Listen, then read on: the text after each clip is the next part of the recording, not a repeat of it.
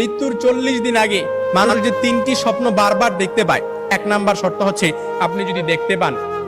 আপনি যদি যে স্বপ্নটা, প্রথম নাম্বার স্বপ্ন যেটা আপনি যদি দেখতে পান যে আপনার পূর্বপুরুষ আত্মীয় স্বজন যারা ইন্তেকাল করছে তারা আপনাকে ডাকতেছে,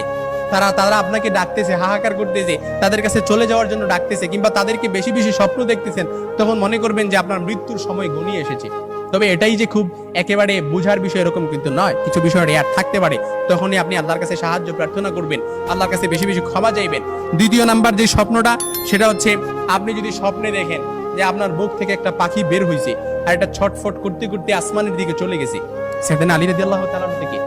আসমানের দিকে চলে গেছে, তখন মনে করবেন যে আপনার মৃত্যুর সময় ঘনিয়ে এসেছে, আপনাকে ইঙ্গিত, এই স্বপ্নটা আপনাকে ইঙ্গিত বহন করতেছে।